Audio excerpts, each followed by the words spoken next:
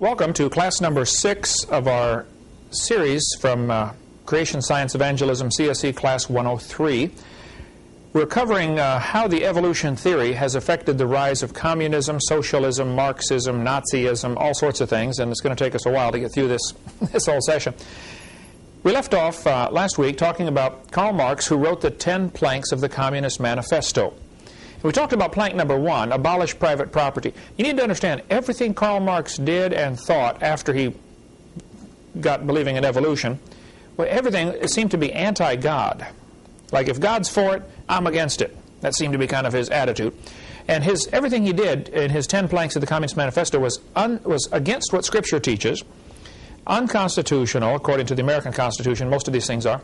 And so what we're going to cover tonight on income tax was going to be surprising to some, and others will say, yay, go get them, Brother Hovind. Some other Christians might say, oh, you shouldn't talk about that. Well, my philosophy is everybody should obey the law, including the government. Right? Real simple. I have not filed any income tax in 28 years. If there's a law requiring me to file something, I would like to see it. I have the entire Internal Revenue Code right here, thoroughly marked up, indexed. You're welcome to check out anything. I know the subject pretty well. I've been a long-time student of this topic, as my son would be glad to tell you. This is something I read a lot on, because I want very badly to be right with God. The Bible says, render to Caesar that which is Caesar's. I agree. It does not say render to Fred that which is Caesar's. Okay, if something belongs to Caesar, I'll give it to him. I'm not against that at all. So what we're going to cover tonight, just briefly, because I have read enormous amounts of information on this and could talk for years on it. However, I have other dragons to slay. I don't have time to fight this one too long, because to me there's other topics that are more important. Karl Marx invented what we call the graduated income tax. The more you make, the more they take. That was Karl Marx's idea. He knew what would happen. As people got richer, they would find loopholes and end up paying nothing. The poor people wouldn't make enough to pay anything, and the purpose of the income tax is to wipe out the middle class. The middle class ends up paying the burden of the income tax. The poor people pay very little, the rich people pay almost none. So his idea was a heavy progressive, that's a key word, income tax, which means the more you make, the more they take. On my website, drdino.com, under frequently asked questions, we have a question. It's about question number 40, but we add new numbers all the time, so it may not stay number 40, about how the IRS is tied into communism, socialism, and evolution, ultimately. See, God's method was very simple in Scripture. Each person paid a certain amount. Actually, in some cases, there were instances where they paid 10%. 10% went to support the Levites, the Christians of the day, and 10% went to support the government. Just flat tax. Everybody pays 10%. Okay? Karl Marx said, no, if you have a graduated income tax, then this will slowly discourage people from being honest. They'll figure out some way to lie, cheat, steal if they can, you know. And I sure don't want to be dishonest. It'll also encourage people that get to the top to look for loopholes, and this is actually going to wipe out the middle class. See, under communism, you can only have two classes of people, the very rich and the very poor. Go to just about any country where they have communism, where it's been in control for a long time, and you'll see this very same thing. There aren't three classes, there's two, the super rich and the extremely poor. There are many good websites that can give you information on this topic. George Hansen, former representative from Idaho in Congress, he wrote this book, To Harass Our People. He said, this is the purpose of the IRS, to harass our people. The purpose of the IRS is to gather information, not to gather money. None of the money goes to support the federal government. It goes to pay the debt, the interest on the national debt. We'll get into more of that in a minute on money. The best book I know on the topic, if you want to get into more, is Otto Skinner's book, The Biggest Tax Loophole of All. Very simply, he says, look, the code says clearly, if you are liable for a tax, you should pay it. Read your 1040 form very carefully next time when you fill one out. It says, you must file a form for every tax for which you are liable. There's the key. Has Congress made you liable? Here are all the laws where Congress has said the following people are liable to pay. None of them apply to an individual earning money in most normal ways that people earn money. If you are manufacturing alcohol, tobacco, or firearms, you're supposed to pay. I can show you the code on that. If you have oil wells in a foreign country, then you're supposed to pay. Just if I said, Jeff, I will trade you my shirt for your shirt. That's not income for you. It's not income for me. We traded. If you say, Brother Hovind, I will trade you 40 hours of my time for $400, that's not income for either one of us either. Now, if the doctor has gone to school all these years and he thinks his time is worth $200 an hour, and he says, hey, I'll trade you 15 minutes of my time for $50 for an appointment, that's not income. That's a trade.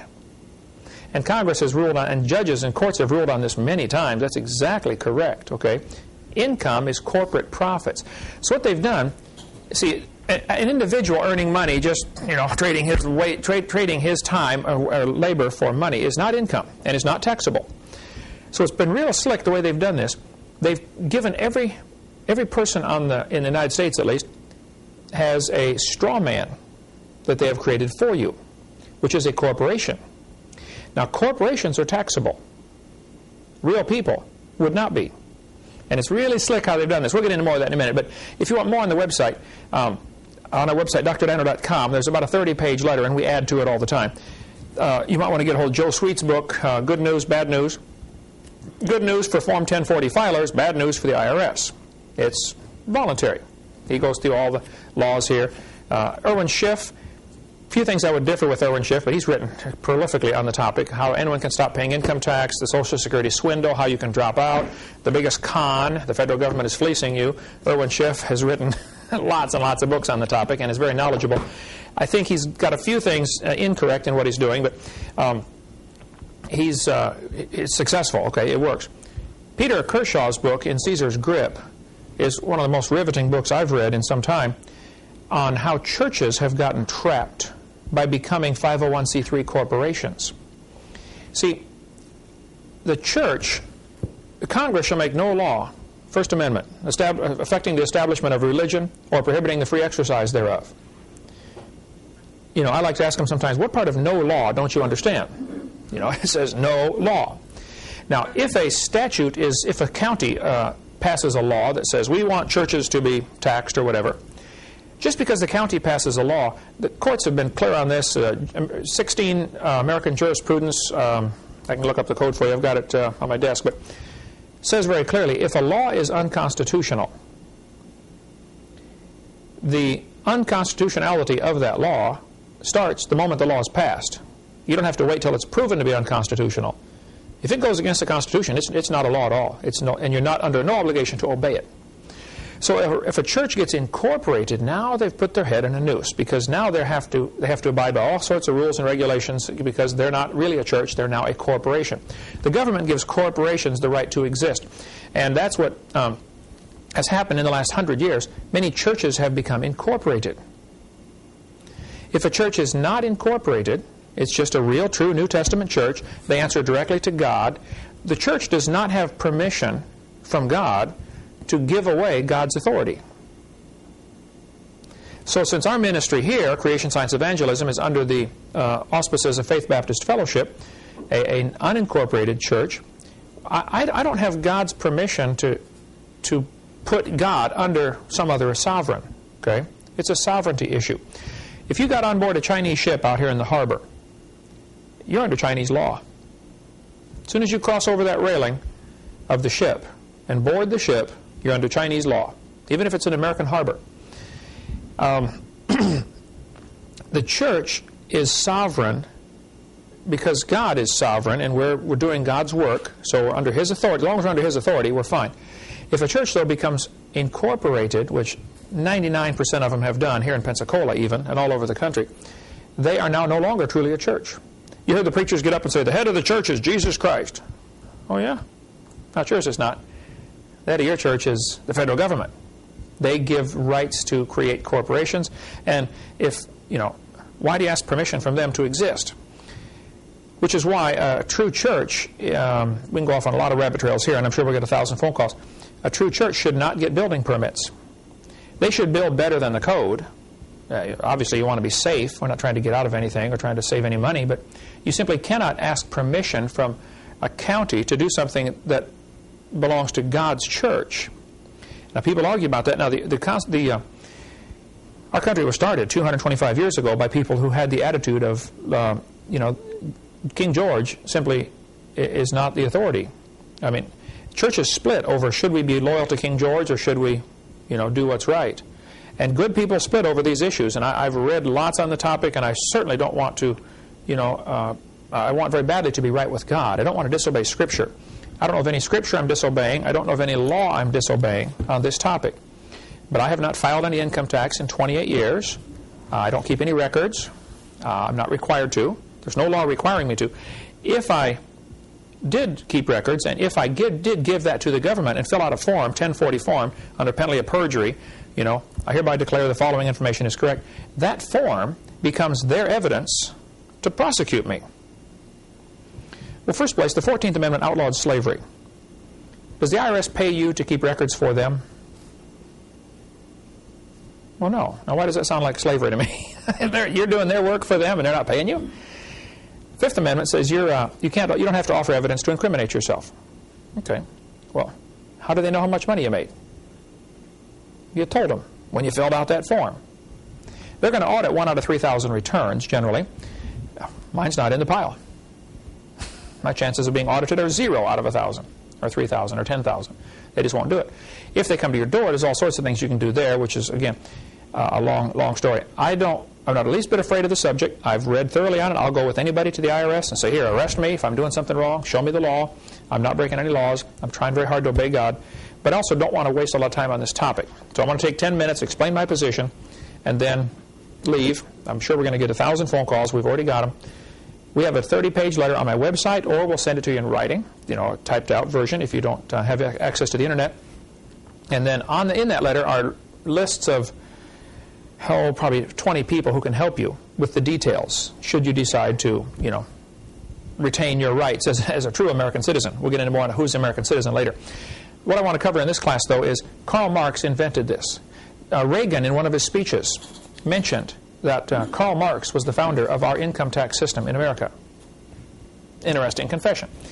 Keeping in mind that Karl Marx was a strong believer in evolution and wanted to do anything he could to go against this book. See, according to this book, ownership of private property is extremely important. You can't really have freedom unless you own your own property. If you're renting or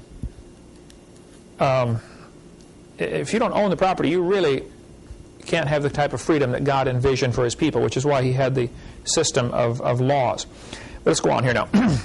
So check our website if you want more information on that, or if you want to read some of my books, you're welcome to give me a call. I can tell you where to get them. You want to mention the book Hush Money? The book Hush Money is the shortened version of this book. This is an extremely thorough book dealing with churches and how they should not be incorporated and what to do if you are and how the problems that come in. And I really, really enjoyed it. Peter Kershaw lives in Branson, Missouri.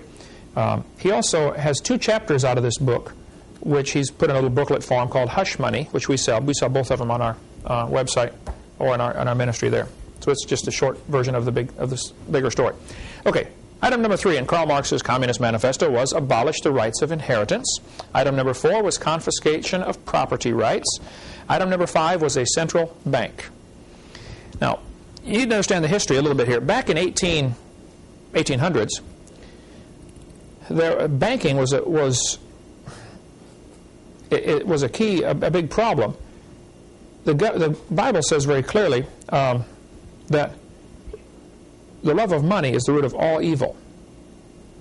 There have always been people who wanted to control the entire money supply, and with that they know they can really control the country. The central bank was created in America in 1913. This book here, The Creature from Jekyll Island, is an awesome book if you really want to get into what happened. Jekyll Island is a resort island off the coast of Georgia. A bunch of super rich gazillionaires had a secret meeting there back in 1910, 11, 12, 13, somewhere in there. And they came up with a way to control the money of America. They said, what we want is a system of banks. The banks will issue the currency. And by us issuing the money, we can control and create inflation. We can create depressions whenever we want. But we don't want the people to know what's going on. So we have to give it a name that will make it sound like it is part of the government. So they give it a name called Federal Reserve.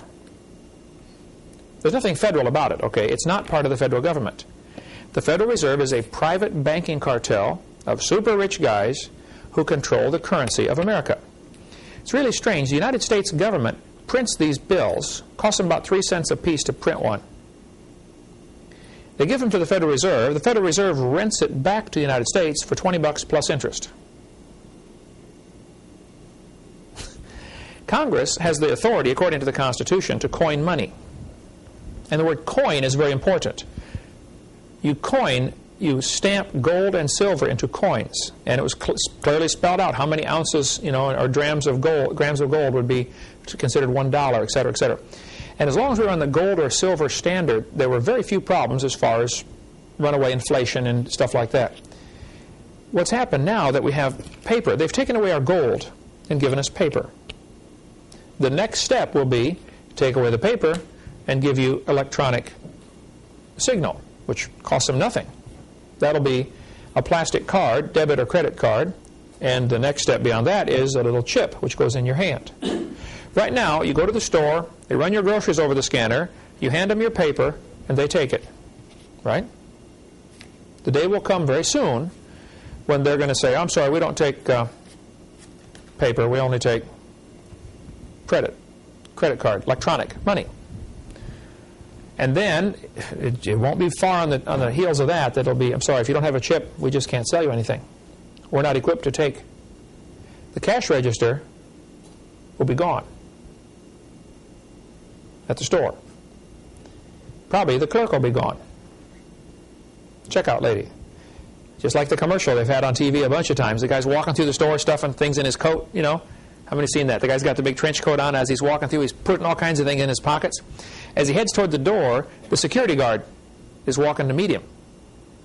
And as he's just about to go out the door, the security guard grabs his arm and says, excuse me, sir, you forgot your receipt. Have you seen that commercial? Oh, it's incredible. That's where we're headed. A cashless society. And it's going to sound, wow, this is great. Look, I don't have to carry my wallet. You can't have checks, stolen or no credit cards. And it's going to sound great, but you're going to lose every bit of privacy. The Federal Reserve was created in 1913 here in America. The Bible says, love of money, root of all evil. So whoever controls the money has the power. And this goes right back to the evolution philosophy. Karl Marx knew if communism was to succeed, you have to have a central bank. The Bible says, the rich ruleth over the poor, and the borrower is servant to the lender. Now, you probably all think you have some money, but you don't. You have a debt note. This is a $20 debt note. This is not money. This is a symbol that we are in debt to the bankers, $20. This is a reminder. This is the note to remind us that it's due. And we owe them, I don't know, some people argue about how much it really is. Estimates range up to $17 trillion. Who knows how much it really is? But for centuries, the alchemists had tried to find a way to turn lead into gold. Lead is cheap, gold is expensive. They were looking for ways in the laboratory to turn lead into gold. And the alchemy, thinking, alchemists, they slowly became, today, the chemists. And chemistry, of course, is a great science. I enjoy chemistry, but alchemists tried to figure out a way to turn lead into gold. They never did succeed. Okay? The bankers have discovered a way to do it. They start wars, and they finance both sides. We'll loan money to both sides of this battle. Okay? When the lead stops flying, the gold rolls in as interest on the national debt. Because now both countries owe money to, guess who? The bankers. So in one sense, they don't care who wins, because they're going to collect interest either way. Sometimes they'll try to control and make the right side win so that they'll make sure they get the interest out of both sides. During World War II, U.S. debt rose nearly 600%. Japanese debt rose 1,348% during the war. French debt rose almost 600%. Canadian debt rose 417%. Guess who we owe this money to? These bankers. There's several families of super rich gazillionaires. They have nearly all the money in the world, and they want it all. They have most of it, now they want the rest of it. And right now, everybody's so blinded, they think, wow, I'm doing fine, I got lots of money in the bank. No, you don't have any money in the bank. You have debt notes in the bank. I'll show you how it worked. Nehemiah said that we're in trouble because we have borrowed money. We put our sons and daughters into bondage to be servants. Right now, the national debt is such that our great-great-great-great-grandchildren won't be able to pay it off. And without getting into all the, we can talk for, there's whole seminars for years and years on the topic of what is real money and, how to fix the national debt problem. Lincoln decided rather than borrow money from these bankers, he would print treasury notes. See, the Congress has the authority to print or coin money. To coin money they do. So Lincoln printed these greenbacks, which have no debt attached to them. Why should we print money and then rent it from these bankers? Why doesn't Congress just print money? Why do the bankers have to be involved at all? Well, the reason they're involved is because the United States that we are dealing with here, when it says United States on here, that's not the real United States. That's the United States corporation. That's the corporate United States, not the real United States. We'll get into that in a minute here. But we traded our real money, silver and gold, for paper. Soon, those who control all this are going to make us trade the paper for plastic, and then the plastic for an embedded microchip. That's apparently the way it's going to go. The Bible prophesied in the last days, of course, you would have to receive a mark to buy or sell. The Greek word for mark, Sanders, Carl Sanders. Yeah, a friend of mine from Arkansas. He helped invent the little microchip, and now he's a Christian. He travels all over and speaks against, what's happening. It's warning people what's going on. Dean Martin here in Pensacola has quite a seminar on the microchip and really stays up to date on what's happening. You want to go in my office and get those microchips, Eric? If you sit at my desk on the right-hand side, I think they're taped on the side of my desk on the upper part. Bring a couple microchips out here. I'll need those in a minute. Okay. I want you to look at this $5 Federal Reserve note. I have it in my wallet. This is from 1928. Hey, Jeff, would you get this and read this right here out loud to everybody. 1928 $5 Federal Reserve note. Redeemable in gold on demand at the United States Treasury, or in gold or lawful money at any Federal Reserve bank. Yeah, thank you, sir. Now, you better watch this carefully. The Federal Reserve had only been going now for about 15 years. It was started in 1913. People were nervous about this Federal Reserve back then, and they should have been. These are the bad guys, all right? It says, this note is redeemable in gold on demand at any United States Treasury. So I could have gone in and said, here, I want $5 worth of gold. Give me my $5 gold piece. The argument that was used was, gold is awful heavy to carry around in your pocket. Let's give you a piece of paper to carry, and we'll keep the gold in the bank for you. We'll warehouse it for you. Thank you, sir. Here's one of the little microchips about the size of a grain of rice. That's the chip, as you will see, coming soon. Yeah, let's see if I can get a background where people can see that through that plastic bag. Here. Black backgrounds, that make it worse? Yellow background. There we go. Little bitty chip, about the size of a grain of rice. Dean Martin came here and spoke to my staff here on the back porch, and he put one of these little chips under his arm, and he set up his laptop computer with a little sensor about the size of a pack of cigarettes plugged into the back of his computer. And he just walked past that sensor. As soon as he walked past, up on the screen of the computer came his name, address, social security number, bank account number, all of his files. The chip only holds a little alphanumeric number. It doesn't hold all this information, but it's the number. The number then triggers the computer to look up that file, and up comes everything on that person. They're getting technology better and better and better, where they can read these farther and farther away. This little card, see, Steve, do you have your military mark card? You know how much information is kept in a military mark card? You have yours there, right? Really? The military is going to be the ones that they do this to first, because they have a little more control over them. The next step, though, is make it for all the civilians. This is just a blank plastic card. I wrote Dean Martin's phone number on there, but this is actually a smart card. There's a computer chip in here. Dean, yeah, you can see the access to it on here on the mark card.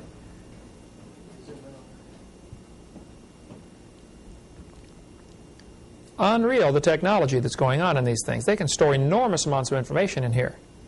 And you guys that are in the military, mark my words, no pun intended, the next step is you no longer have one of these cards. I don't know how long it's going to last. Probably not very long, another year or a few more years. And they'll say, if you join the military, you have to get a little chip under your skin, in your hand or your forehead, so that we can find you in case you're shot down. You know, there'll be some excuse, I'm sure, to make it worth doing, but that's what will happen. There's actually a computer card here, a computer circuit in this little card. You can call Dean Martin in Pensacola, 850-455-5011, if you want more information on the chip, because he speaks on that. But back to money. What is money? Well, this says I can redeem this in gold. Redeem means trade it in, buy back. I can redeem it for gold at any United States Treasury or in gold or lawful money. Well, you mean this is not lawful money? I have to trade it in for lawful money? Isn't that what they're telling me? They're saying, hey, you can trade this in for lawful money anytime you want. Then in 1933, they called the gold in. March 6, 1933, Roosevelt declared to Congress that Congress of Governors that a national state of emergency existed. Who remembers what's going on in 1933 in America? Depression. The Depression was purposely caused in 1929, October 29. They purposely crashed the economy because they controlled the money through the Federal Reserve System. The Depression was deliberately engineered. Then, when people had suffered for a few years, they said, boy, have we got a deal for you. We've got the solution to your problems. Everybody come down and get a little number called a Social Security number. That's when it was introduced, during the Depression. Otherwise, people would have never got taken a number. By the way, Social Security is also voluntary. Okay? And I'll get 1,000 calls for that. Just read my website, please. It explains it all on there. He declared to the governors, he said, fellas, we have a state of emergency. The economy is falling apart. And he knew full well that it had been caused deliberately and could be stopped at any time. All they got to do is loosen up the money supply, let more money out. If they want to cause a depression, you tighten up the money supply. There's just not enough available out there. Everybody says, boy, I'd like to buy a house, but you know, I just don't have any money. Pretty soon all the hardware stores, well, nobody's buying stuff anymore. Lumber companies, well, nobody's buying our lumber, and it just trickles down very quickly and crashes the economy. So Roosevelt said, we have an emergency. I need special powers. I would like you governors to go back to your people and tell them that I need to have the authority to issue executive orders to fight war. See, during wartime, the Constitution is suspended, and the President can issue an executive order. How many have heard of executive orders before? Been quite a few of those flying out of the White House the last 10 years, haven't there? So they said, yep, we'll go back and recommend to the people that you be given emergency powers only as long as the emergency exists. So they declared a state of emergency in the mid-1930s, gave the President the power to issue executive orders in order to fight the enemy, which was the economy, which was a paper tiger. They had created it themselves, okay, created this enemy. Roosevelt said, now this is only to last during the state of emergency. Well, guess what? That was mid-1930s. It has never been lifted. We are still under state of emergency right now. What, 70 years later? So in 1933, March 9th, Congress voted to give the President of the United States and to the Secretary of the Treasury the emergency powers sanction to wage war through executive orders. The 1917 Trading with the Enemy Act was amended to include citizens. In other words, you can be a citizen of the United States and still be an enemy of the United States if you own gold. Anybody that owns gold is considered an enemy of the United States because, after all, the economy is hurting and the government needs the gold. Turn your gold in. We'll give you paper for it. And, you know, you keep this paper, we'll keep your gold. And if you don't, you're an enemy. You can be arrested. You can be arrested for having gold. Follow the yellow brick road. Remember that, okay? From Wizard of Oz, OZ, abbreviation for ounces, for gold. That movie was all about the same thing.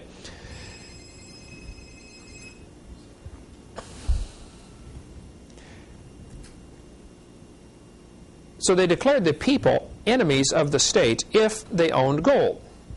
Now, here we have a Federal Reserve note from 1934. Let's see, Jeff, would you like to read what that says to us here? 1934 Federal Reserve note. Read that good and loud so we can get on the microphone here. This note is legal tender for all debts, public and private, and is redeemable in lawful money at the United States Treasury or at any Federal Reserve Bank. There we go. Thank you, sir. Notice it no longer says I can trade it in for gold. Did you catch that? 1928, you could trade it in for gold or lawful money. Now they just say you can trade it in for lawful money. Well, I'm still a little confused here. What is lawful money? If this isn't it, what can I trade it in for? One guy sent in one of these $5 Federal Reserve notes. He sent it into the Treasury and said, would you please redeem this for lawful money? They sent him back a Treasury note. Now, the Treasury notes have red ink on the seal. You don't see many of those anymore, okay, but they used to be out. I remember as a kid, I don't have one. I may have one in my coin collection, but Treasury note. And the Treasury note said the same thing. You can redeem this for lawful money. So he sent it back. Said, please redeem this for lawful money. They sent him a letter back that says, please be advised, Congress has not decided what lawful money is.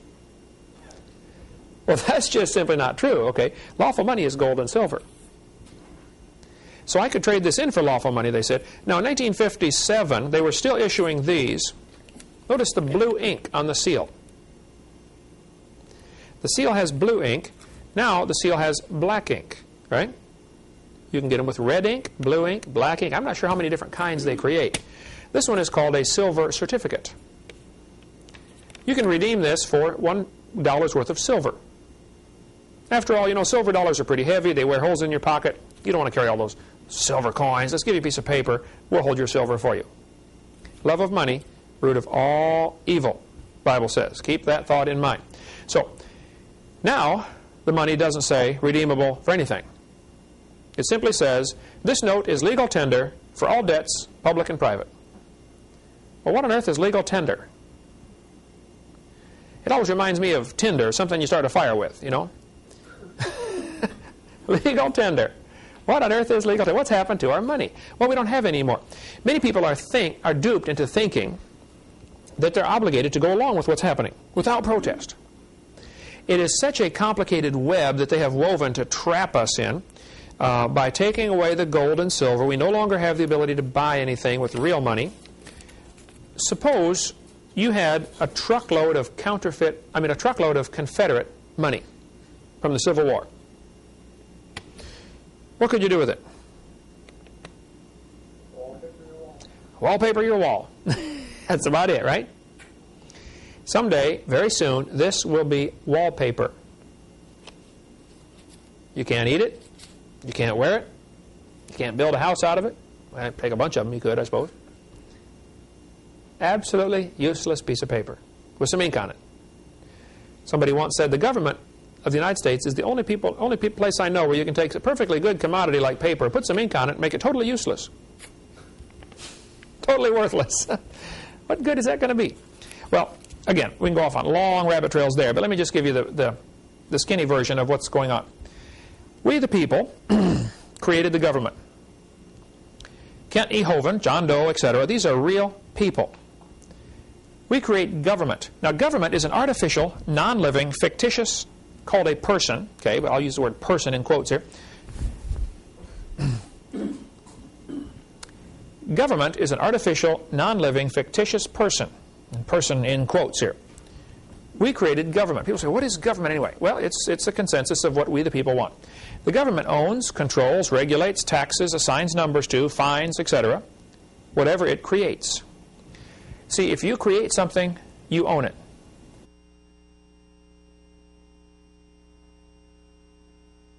Let's continue now with more of our politically incorrect information from this class. Actually, it's politically correct. Everybody else, it's incorrect. Here's the basic principle. Whatever you create, you own it. You control it. It's the principle of ownership, okay? Since God created people, He owns us. We belong to Him. Our job is to find out what the boss wants and do it, okay? The people created government. So they're supposed to be public servants. How many have ever heard that expression before? Public servants, right? And they swear to uphold the Constitution and all that kind of stuff. Well, the government doesn't like the idea of being servant. They would like to be master. So they've got a really slick way that this has happened. And most of the folks even involved in government don't even know what's happened. A few do, okay? And enough do to know what's going on. But they decided to create artificial people. Turn to page 26 in this little booklet, which is Citizens Rule Book. These are $1 a piece from our ministry. This is the whole Constitution to the United States and the Declaration of Independence, and a very fascinating section on jury nullification. If you're ever called in to be on a jury, and let's suppose your city passes a law that it's against the law to spit on the sidewalk, okay? And you think that's a stupid law. You got a right to spit on the sidewalk if you want. And so some guy's hauled in, and it's obvious he's guilty. They got photographs of him, videotape. He spat on the sidewalk. Okay? But you as a juror think the law is wrong. After the court case, you sit there, you listen to everybody, give all their arguments. It's obvious, yep, the guy spit on the sidewalk. No question, he broke the law. However, the law is no good. All you do as a juror is vote not guilty. Now, it's obvious he's guilty of breaking the law, but the law is not constitutional or not good. So you simply vote not guilty. Your not guilty vote can nullify a bad law. Very few jurors know this, but this is a fascinating reading, the section on jury nullification. You might want to read that in case you ever get on a jury.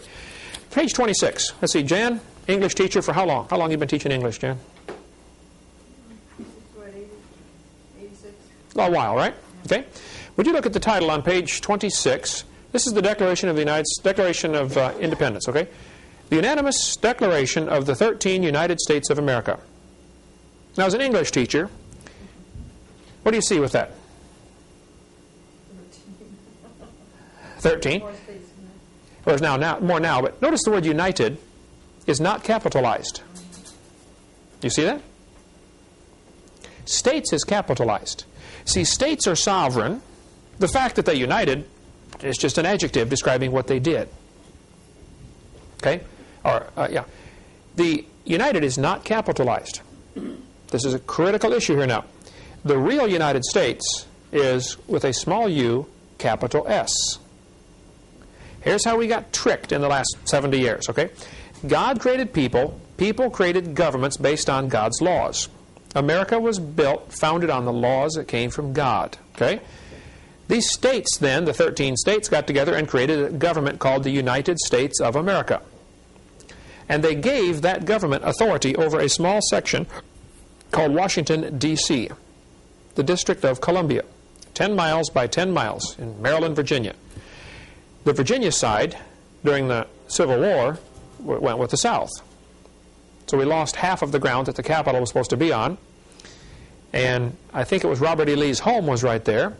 And so during the war, they took thousands and thousands of Yankee soldiers that were killed and buried them in Robert E. Lee's front yard. Turned it into a graveyard. The cemetery is still there today. What's the name of it? Arlington Cemetery. Robert E. Lee's front yard. Just so he wouldn't want to live there anymore. You know, thousands of Yankee soldiers in his front yard. Long story behind that too. Anyway, the United States of America is supposed to be the servant to the states. They have no jurisdiction in the states without the state's permission. Now, the average county sheriff doesn't understand this. Some do, okay? But the federal government is not allowed to do anything without the county sheriff's permission. The sheriff of the county is boss, okay? And in Wyoming, there's numerous counties where they have told the federal government, do not come into our county. This happens all over the United States. There are sheriffs who say, you federal government, IRS agents, don't come in our county. You come to us first. You don't seize anybody's property. You don't take away anybody's car. You don't do nothing without our permission. That's why they always get the county sheriff involved. Okay? The county sheriff could say, no, I don't want any federal agents at all in my jurisdiction. Stay out. He could keep the FBI out. The county sheriff could. It's funny because you see all these movies where... Yeah, I'm FBI. I'm taking over here. Yeah. Oh, boy, I know. We've all been conditioned up here. Okay. Now I have a red line on my drawing on purpose here because this is a mirror. We're going to go through a mirror now because the United States went bankrupt in the early 30s.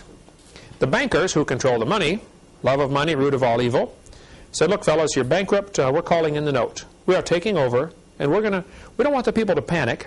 Everybody's worried now because of the Depression, you know, times are pretty hard, so they're kind of busy thinking of other things, so they probably won't notice what's going on anyway.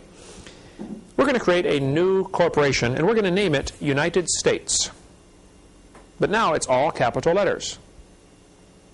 And everybody thinks they're still in the same place. No. You now live in a corporate United States, which is run, owned, controlled, regulated by these super rich people, which is exactly what they've wanted all along. The United States then created 50 state corporations. Big difference here.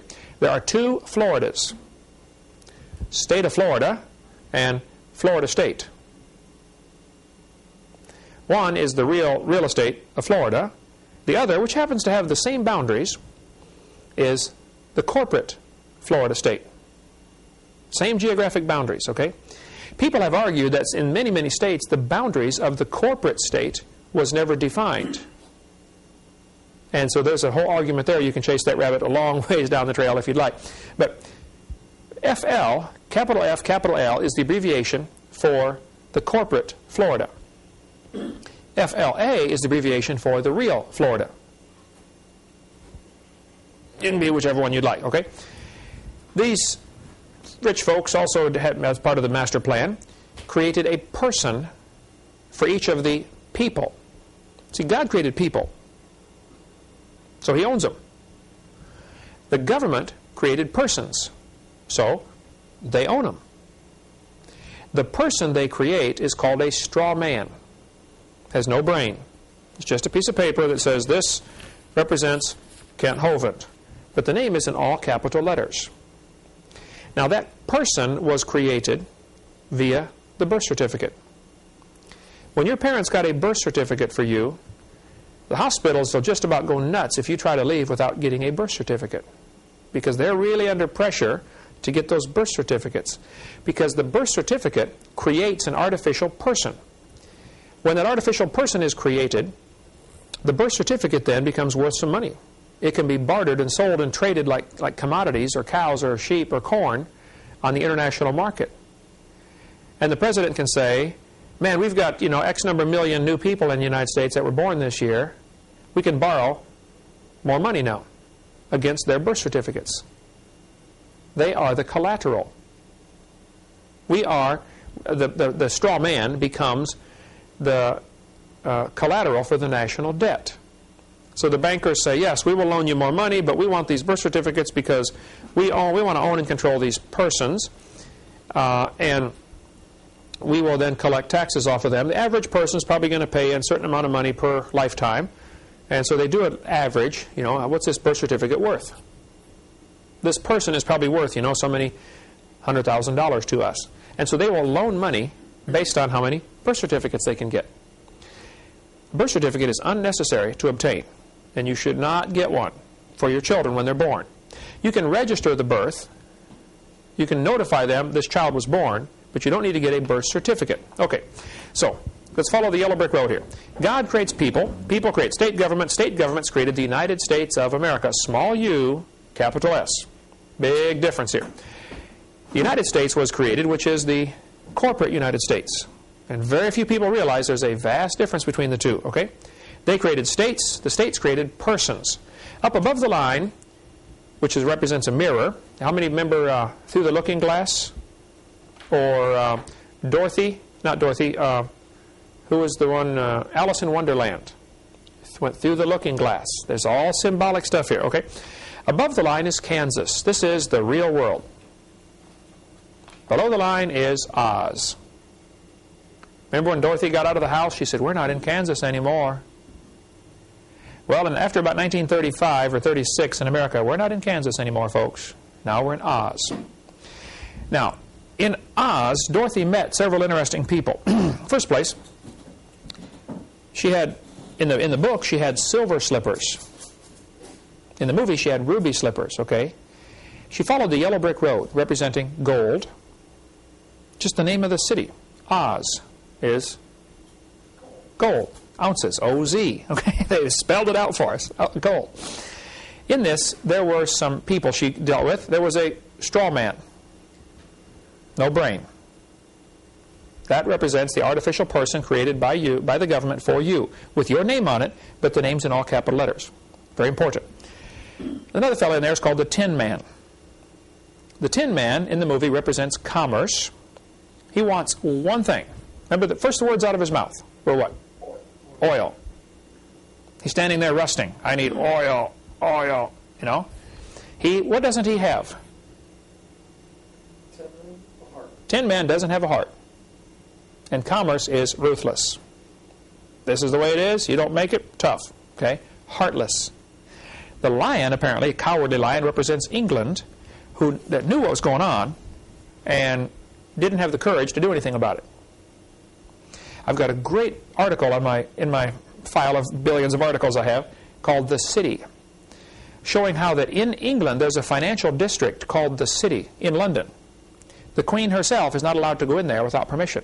This is the people that own the city, is the bankers, and they really run the world from the city. Nobody goes in there. I've heard that even the Queen, when she goes in, has to go in dressed as a pauper because she has to borrow money from these bankers. Love of money, root of all evil. Okay. When they get to Oz, they find out they go in and there's this huge wizard. You know, he's got this big old face and the flames and the smoke and the noise and all this stuff. At the end of the movie, they find out it's a little old man behind the curtain pulling some levers.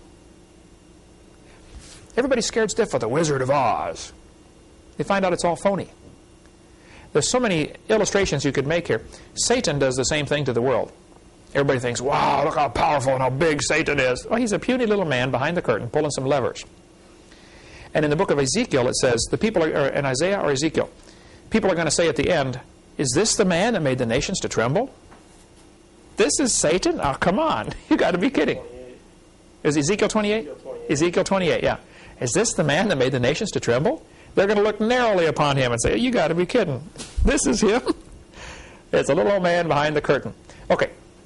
So the straw man is called your corporate soul. Since the government created a corporate soul, they own it. Now, you have tied yourself to that straw man numerous ways. You've been using his Social Security number. You've been using his birth certificate to get things done. You've been using his driver's license. See, the straw man is owned by the government, so he's supposed to do all those things. They said, we want Kent Hovind, the straw man, to get a driver's license, to get a birth certificate, to get a marriage license, to get, blah, blah, blah, blah, blah. Well, this leaves you with four choices. Since they created a business in your name, you can, number one, do what they say, which moves you from right under God down to way at the bottom under the government. You are now a slave, because that's where the straw man is. Okay, he's way at the bottom of the totem pole. You can do what they say, which is what 90%, 95% of the people do. They don't know any better. They don't realize they're tied to this straw man because they've been using his name. Number two, you can cut the string and say, that's not me. I'm not that person that you say. Many people do that very successfully.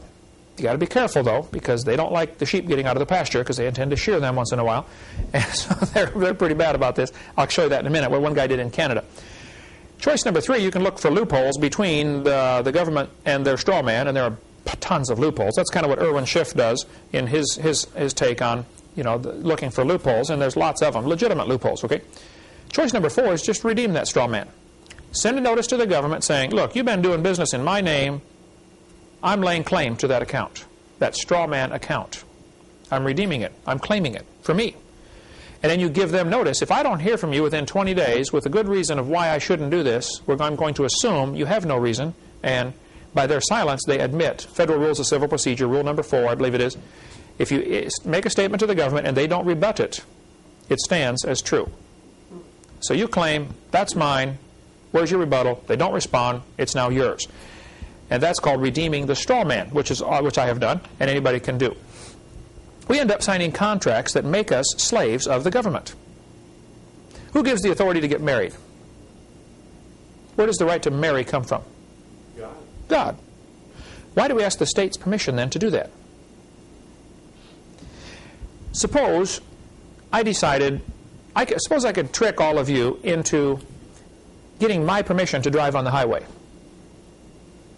If you came and you said, Brother Hovind, can I drive on the highway? I'd say, well, yeah, I want to make sure you're safe, so I want you to take a little test first. I want to see if you can drive well. And then if you'll give me $50, I'll issue you a driver's license so that you can drive on the highway.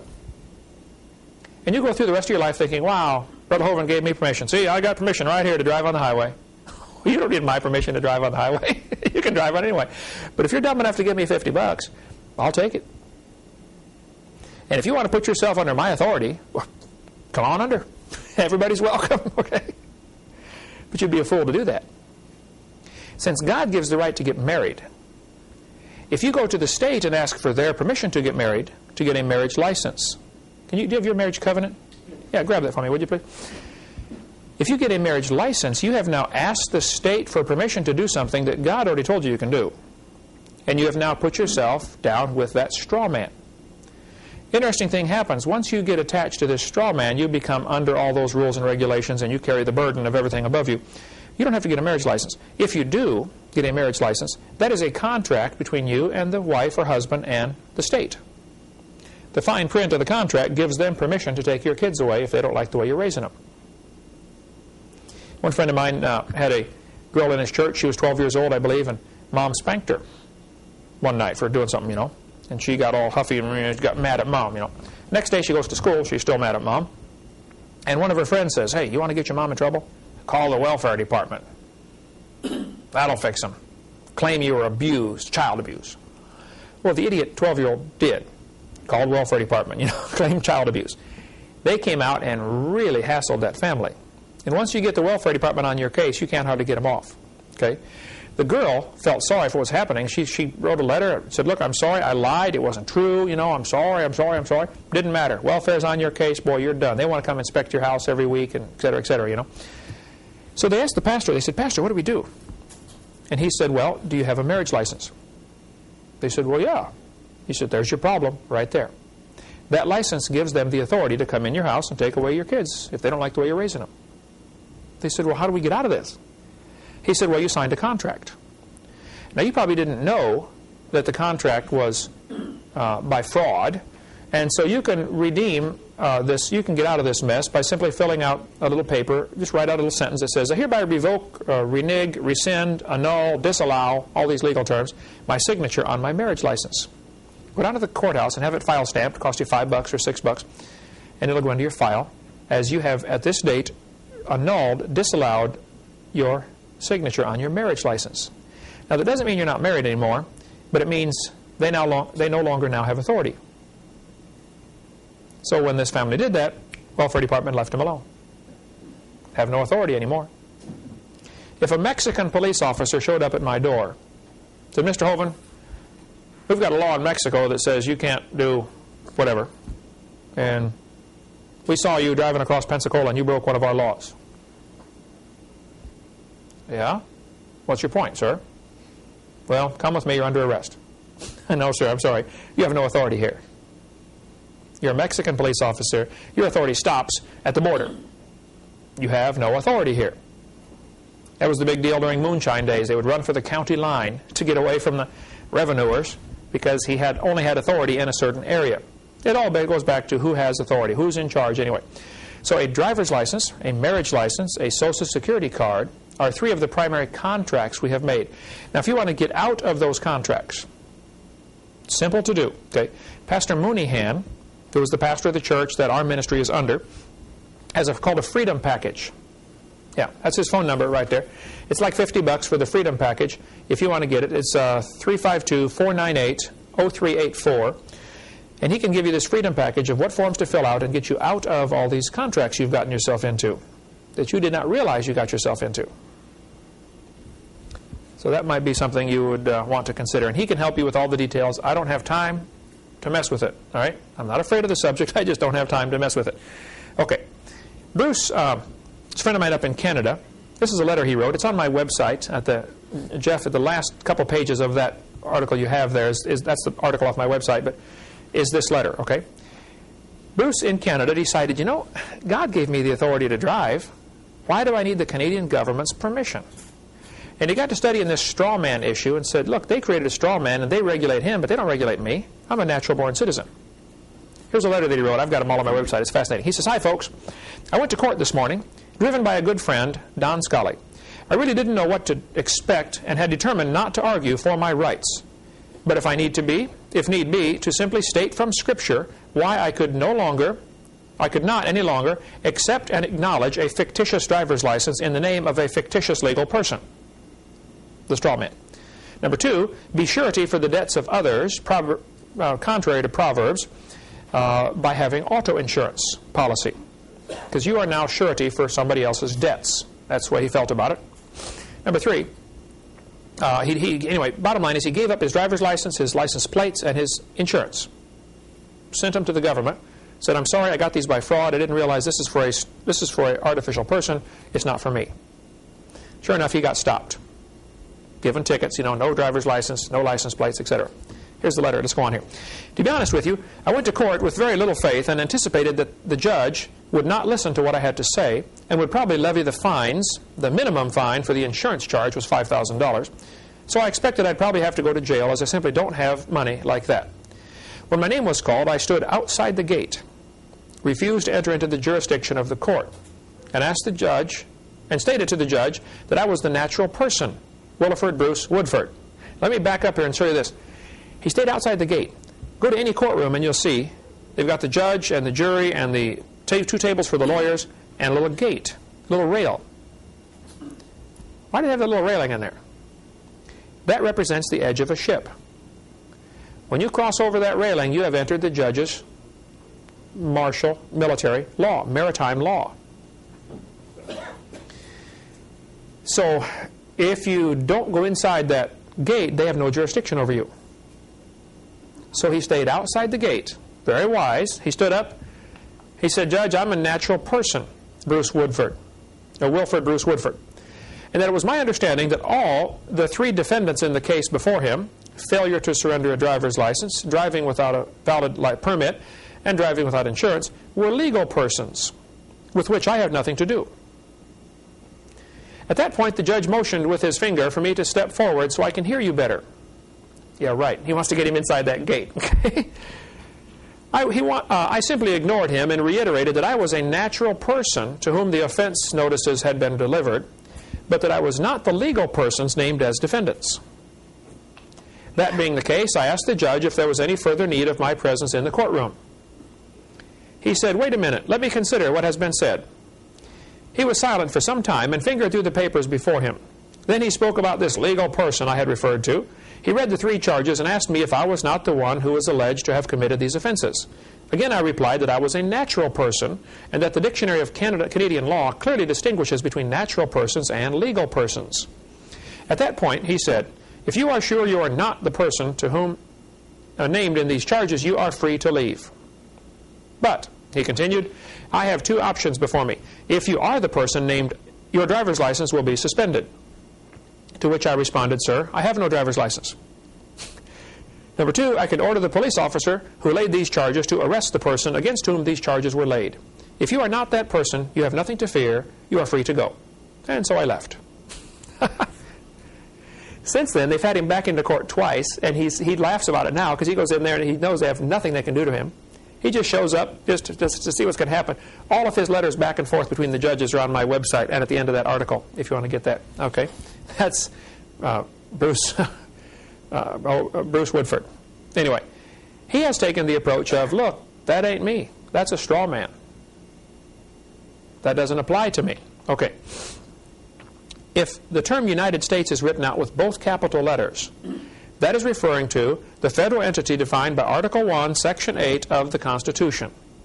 This is Washington, D.C. So, if somebody says, "Are you a citizen of the United States?" and you sign yes under penalty of perjury, you're claiming you live in Washington, D.C. Now, Washington, D.C. is not one of the 50 states. They are under a very different set of rules and regulations. They could pass any rules they wanted in Washington, D.C. So if you're claiming you live in Washington, D.C. under penalty of perjury, well, then they're going to assume the law applies to you. If a Mexican police officer showed up at my door and said, "Mr. Hovind, are you a Mexican citizen?" Or he put a paper in front of me and says, sign this to swear you're a Mexican citizen and you will abide by the Mexican laws. Well, if I'm dumb enough to sign that paper, yes, under penalty of perjury, okay, I just put myself under Mexican law. And if you sign a paper under penalty of perjury that, yes, I'm a citizen of capital U, capital S, you just put yourself in Washington, D.C. I don't live in Washington, D.C. I don't even like to go to the place, okay? I sure don't want to live there. And I definitely don't want to be a citizen of it, okay? If it is small u, capital S, now that's one of the 50 states. I fly all over the world. I've been to 26 countries doing my seminars on creation, and more coming. Invariably, I get on the airplane, I'm flying over to the country, and they say, you got to fill out this paper to get in, you know. And invariably on that paper it says, are you a citizen of the United States? And it's capital U, capital S. So I simply take out my pen, cross out the capital U, write in the small u, and I add the words of America. Small u, United States, of America. And sign it, yes, I'm a citizen of that, sure. The average guy looking at these forms, he doesn't catch what I did, I'm sure. But I don't want to claim to be a citizen of Washington, D.C. For one thing, I'm not. And if I did, I'd be under all sorts of rules that I don't want to be under. I got enough rules to obey, okay? I got enough rules right here to obey that I'm not doing all of those. I sure don't want to be under their laws. So United States citizens are actually citizens of the District of Columbia, if it's capital U, capital S. Now, if it's all capital letters, this is referring to the Philippines. See, they've tricked us by using certain words. Suppose I wrote out a document, and I said, at the very beginning, I said, in this document, the word up means down. I could do that, couldn't I? Then I can write a big, long story, and every time I say the word up, it really means down, right? At the beginning of the IRS code, it says, United States means District of Columbia. And then all the rest of this stuff is for them. It's not for me. Unless I claim to live there. Oh, now it applies to me. So they're going to trap you. Somehow, they're going to try to trap you into being part of Washington, D.C., because that's what this applies to. If you want to live in Washington, D.C., or be subject to their laws, enjoy yourself. I don't want to be subject to those laws. If it's just United States, that's talking about the District of Columbia. It can be written several different ways. Capital U, capital S, or all capital letters means the same thing. It's District of Columbia. So the rich men, and the Bible talks a lot about woe go to ye rich men, weep and howl for the miseries that shall come upon you. You know, the love of money, root of all evil. The Bible talks a lot about that. Okay, they trick people into getting a Social Security number in order to get benefits from the government. They created a crisis. This is the technique they've used for centuries. Create a crisis so that you can accomplish some particular goal. Remember, Nero wanted to get rid of the Christians. So, set the city on fire. Burned Rome down and blamed it on the Christians. Hitler wanted gun control. Yeah. Hitler wanted gun control, so he blew up the Reichstag, the federal building of the German government. Blew it up. Said, wow, look, terrorist attack. We need more gun control. The militias were growing like crazy in America after what happened at Waco. And they had gun control legislation that was stalled in Congress. People were scared of their government, and rightfully so. And they're trying to get more gun control regulation passed. And so the federal government blew up Oklahoma City Mirror Building to blame it on the militia. If you watch my video number 5, we've got a whole bunch of footage on there from the news footage. Right after, have you seen that, haven't you, Eric? Right after the bombing, for the next few hours, the cameramen are swarming all over the place, and they say, we can't go in the building yet. They just brought out bomb number 3. Oh, folks, they just discovered another bomb, unexploded. That news footage, I've got it all, okay? Telling about the bombs they were bringing out of the building that had not exploded. Now, who got blamed for that? Timothy McVeigh with a truck bomb in the street. First place, anybody knows anything about explosives will tell you there's no way a truck bomb is going to shear the pillars off. You might blow the walls out, blow the walls out or break all the windows. But you don't cut the pillars off. The people who blow up buildings for a living, have a hard time. They've got to very carefully engineer. Put the explosive right on the pillar. They drill a bunch of holes in the pillar, put the explosives in just the right place, to cut that thing off.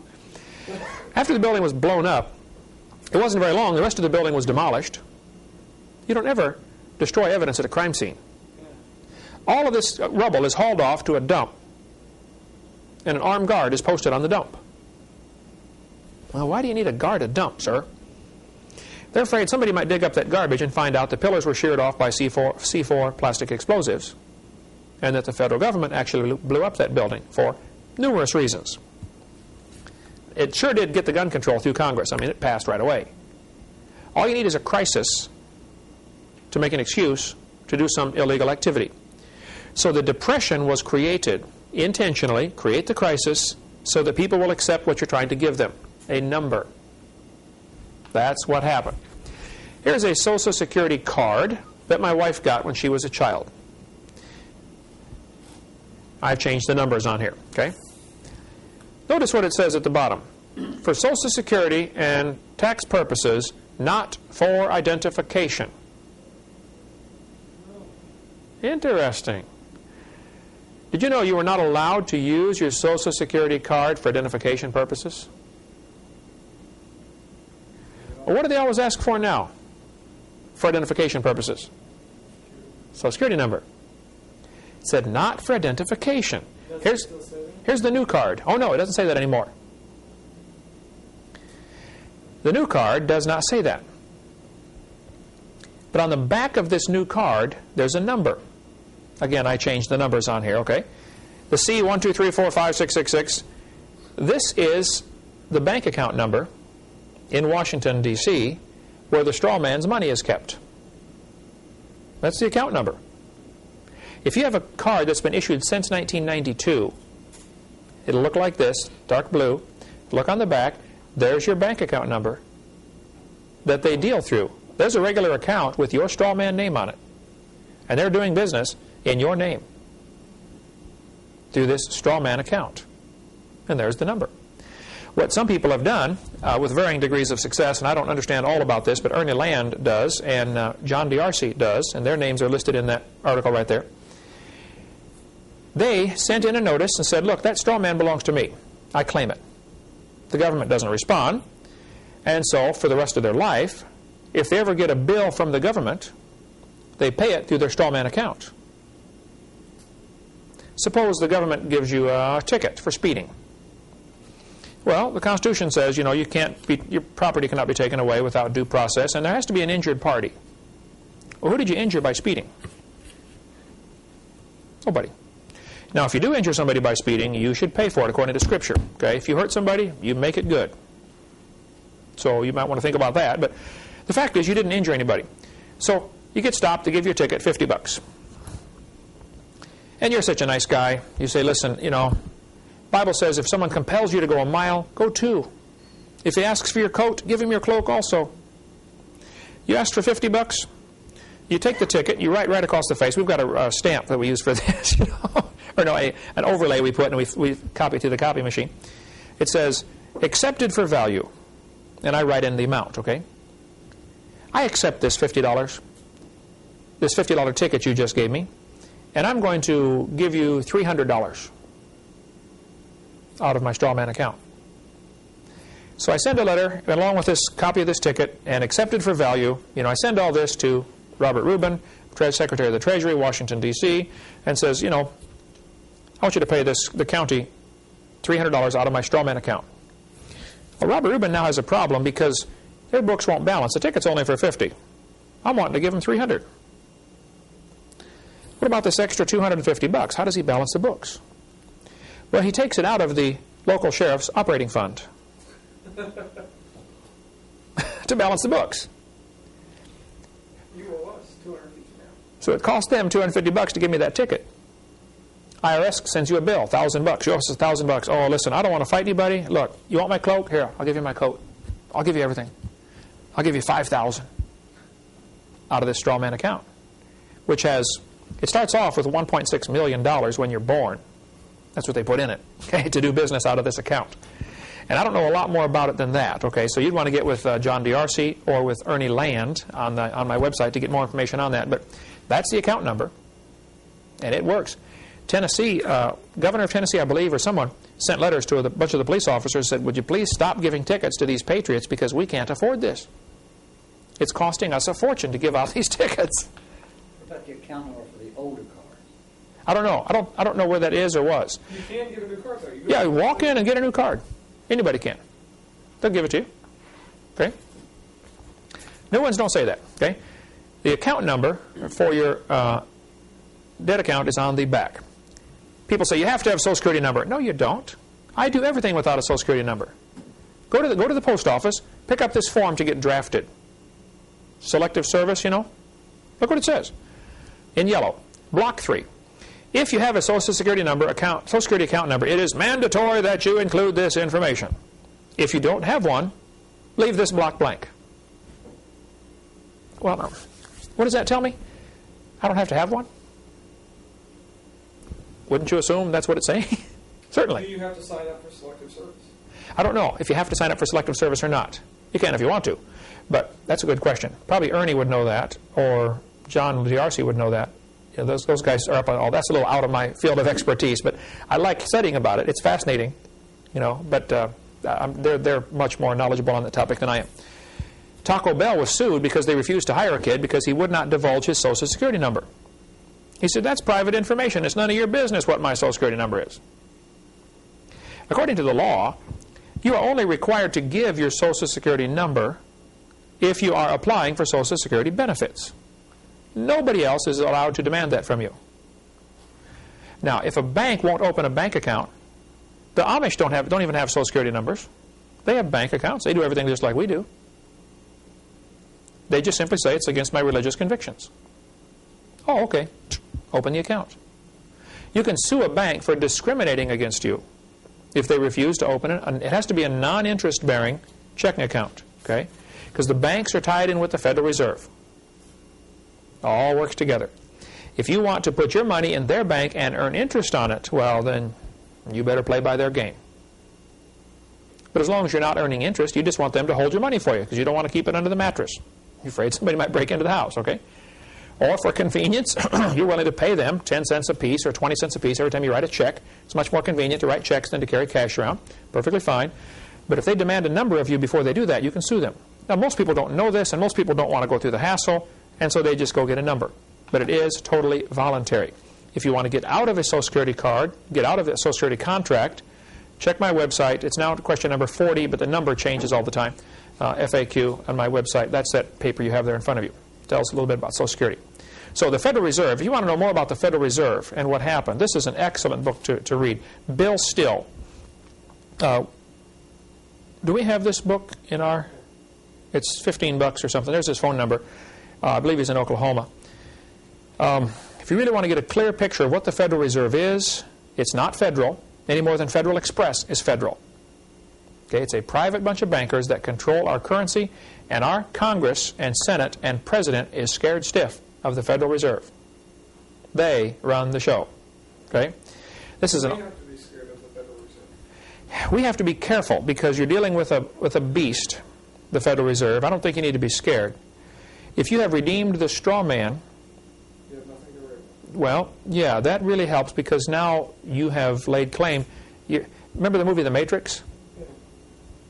You know, you want the red pill or the blue pill. Some people are better off just taking the blue pill and go back to bed.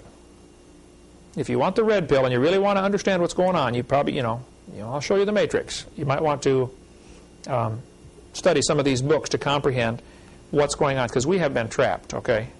Just absolutely duped. You can't even pay bills anymore. You can't discharge a debt because you're giving them Federal Reserve notes. You're not paying cash for it. You're paying a note.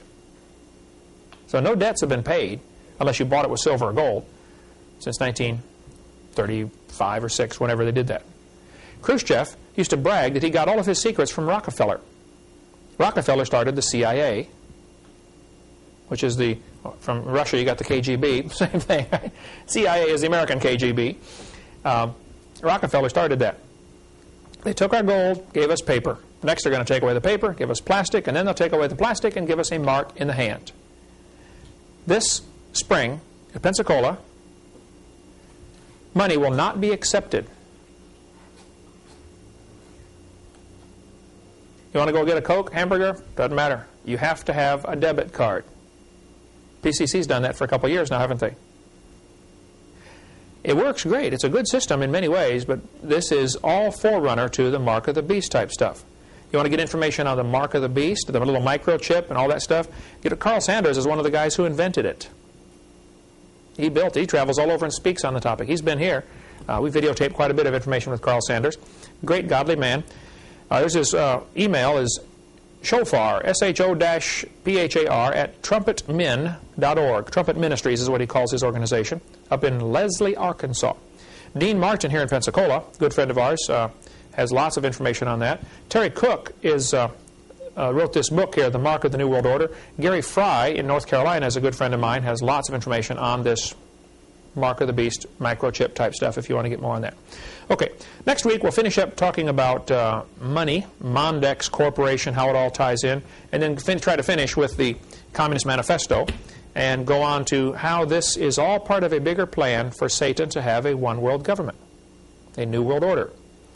Some people get upset with me because I even mention all this IRS type stuff in my seminar. They say, you should talk just about creation. Well, it all ties together. If God's the creator, then he's the boss. Now, if you want to give yourself to become a straw man underneath, and you don't want to be under God, well, you do whatever you want. Okay? But I want to be a sovereign citizen under God. I'm not lawless. I think everybody should obey the law. I'm trying real hard to understand it and obey it. And if they tell me United States means Washington, D.C., and then they go on for 4,000 pages talking about what you're supposed to do, I don't care. It's not me. Now, if you want to be there, well, fine, enjoy yourself, Good luck understanding it. That thing ought to be void for vagueness, A lot of people have declared that. Anyway, we'll cover more on that next week. Thank you.